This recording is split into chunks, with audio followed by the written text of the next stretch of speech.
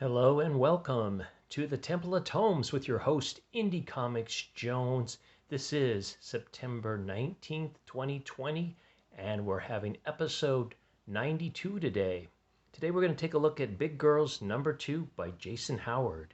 This is an Image comic for $3.99, and we have reviewed Big Girls number 1, uh, earlier this month, I believe, or maybe just the end of last month. Uh, it was a recommend for me. I'm still recommending this line. It's very interesting. It's very fun. Very sci-fi, dystopian. It's got that vibe going on. I will say that the woke factor has gone up. The first issue I thought was about a 3 on the Temple woke scale, and this one I think kind of pushes it to 7 on the Temple woke scale. So it's going up, unfortunately, but the storyline is still pretty interesting, and hopefully the woke will not overtake the storyline here.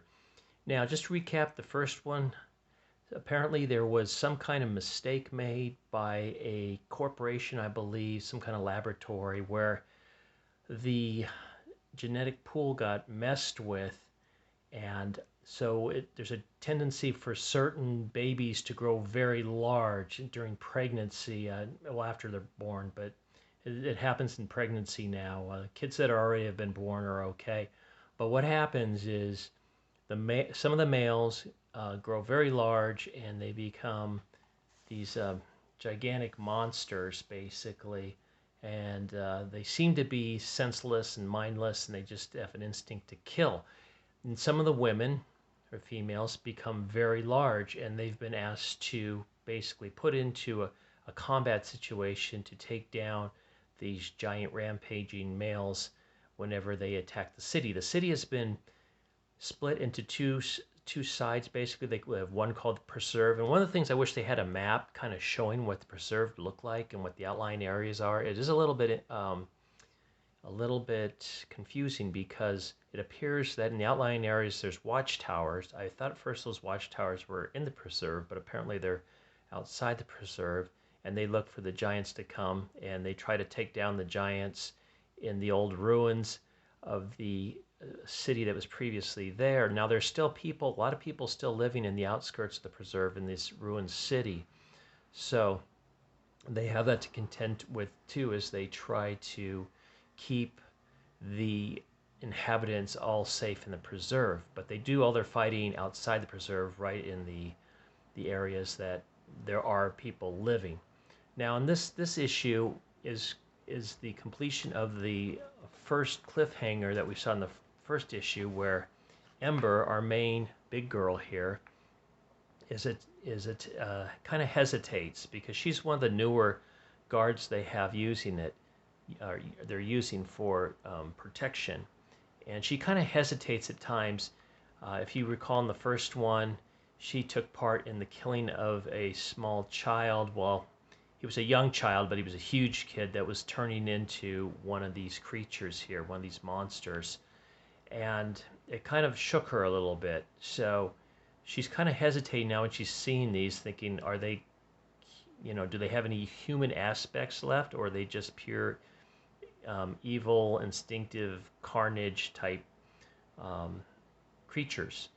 Do they relate to males at all? So she's been hesitating a little bit. It's causing some trouble. She gets attacked by 3 of these, which is very unusual. They seem to be cooperating, and then some other big girls do show up to help her. She has actually dropped her weapon, and that's a no-no, but she goes ahead and gets it back.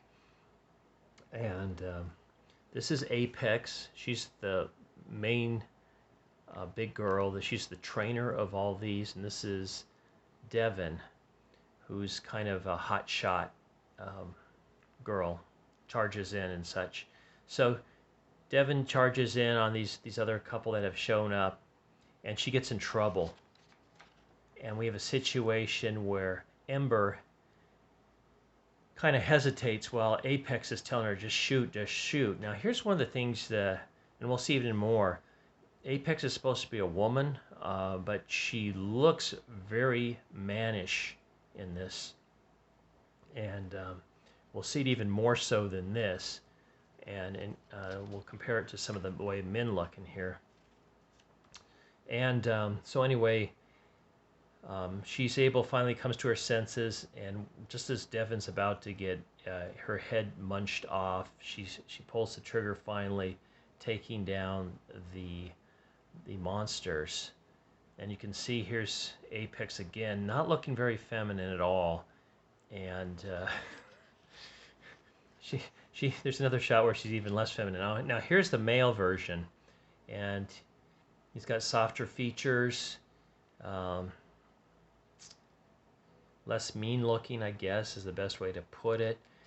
This is Tannic, Grand Marshal Tannic. He's kind of the I don't want to say bully, but he's the strong arm of the whole preserve. He's in charge of the protection, and he's also got some kind of, what I like about it, he's just not this guy that's just very arrogant and mean.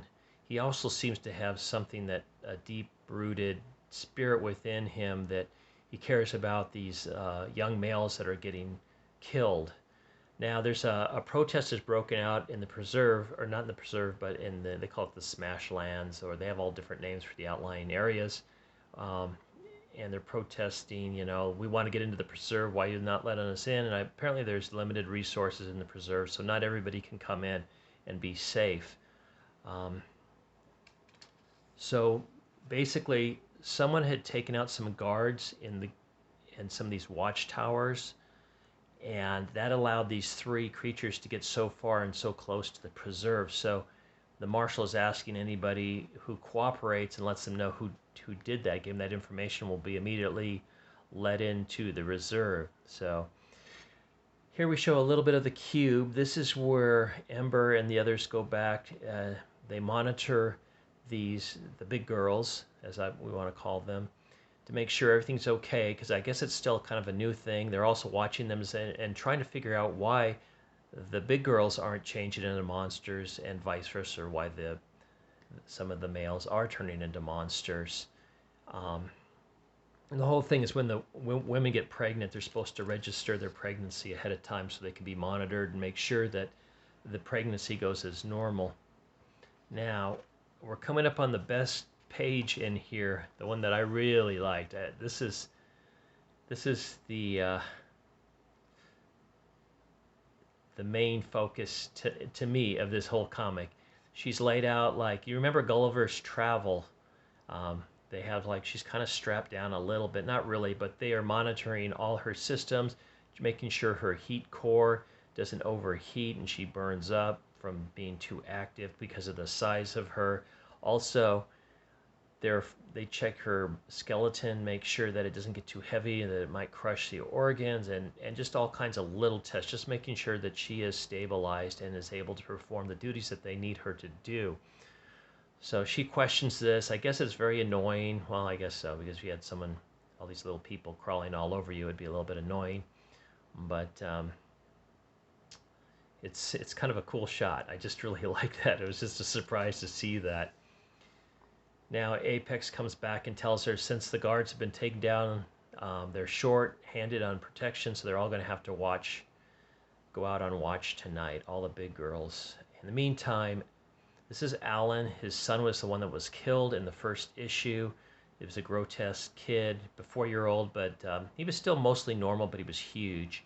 And he had killed a couple guards trying to escape as well. So they took him down pretty brutally.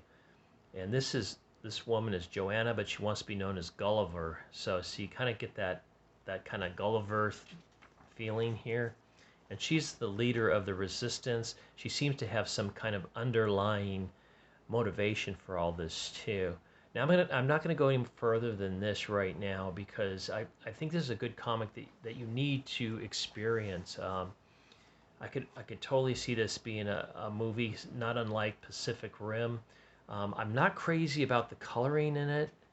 The colorist is probably Jason Howard. He did the art and the writing for this. He did the whole shebang, so to speak.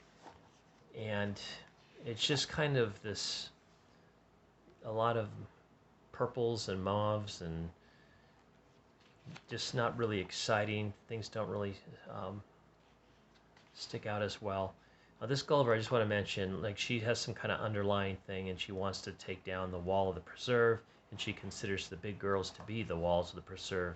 I'm not going to give any more away than that because I think that anybody that's interested in reading this will want to go out and experience them themselves. And just go real quick, I think there's something in here about, maybe I can't, I guess I don't see it here. I thought there, oh yeah, here we go. These are other works that Jason Howard has worked on. He worked on trees. Looks like he did the art for it. This might be the first one he did writing and art though. Wolfman, Cemetery Beach, that was a fairly recent one. And Super Dinosaur, the astounding Wolfman. So, recommend, I'm staying on it. Remember, men are monsters destroying the whole world. That's a woke point against this. Only girls can stop there. There's another woke point, and these have to be big girls. So, thank you very much for stopping by the Temple of Tomes. This is Indie Comics Jones. Oh, I want to also mention, please subscribe, please like, please comment. And all of you that have come by and checked out my last two videos, those are the two fastest writing videos I've ever had. I appreciate that. So hopefully this will make you keep coming back because I've got a lot more comics to do, and I think I do a fairly good job of this. So come back and see Indie anytime you want.